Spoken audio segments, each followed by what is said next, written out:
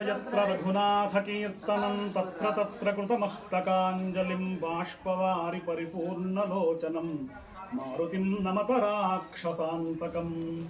మన బక్కమంతులగూడెంలో ఈ గ్రామంలో వేంచేసినటువంటి ప్రసన్నాంజనేయ స్వామి వారిని చూస్తున్నాం. మనం స్వామివారికి అత్యద్భుతంగా ఇప్పుడు ఒక 3 గంటల పాటు అభిషేకం జరిగింది.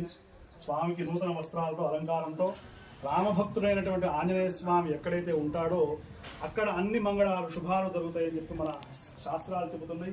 స్వామి చాలా ప్రసన్నమైనటువంటి, ఇక్కడ స్పెషల్ ఏంటంటే శంఖచక్రాలు ఉన్నాయి స్వామికి. చూడండి, ఇక్కడ చక్రము, ఇక్కడ శంఖం. ఈ విగ్రహాలు అసలు భారతదేశంలో చాలా అరుదు. ఎందుకంటే సమర్థ రామదాస స్వామి టైంలో, ఈ శివాజీ మహారాజ్ టైంలో ఈ ప్రతిష్టాపనలు ఎక్కువ జరిగినాయని చెప్పి చరిత్ర చెబుతుంది. అట్లాగే మన గ్రామం కూడా చాలా హిస్టారికల్, చారిత్రాత్మకమైనటువంటి గ్రామం, భగవంతులగూడెం గ్రామం. కాబట్టి ఈయన ప్రసన్నాంజనేయ స్వామి, పక్కన రాముడు, తర్వాత ఈశ్వరమ్మ తల్లి బొడ్రాయి.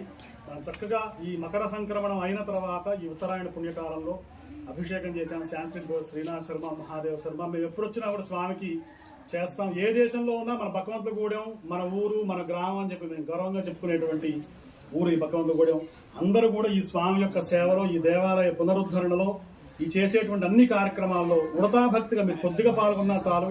అందరి మీద స్వామి యొక్క అనుగ్రహం ప్రసరించాలి అని చెప్పి జై శ్రీరామ్.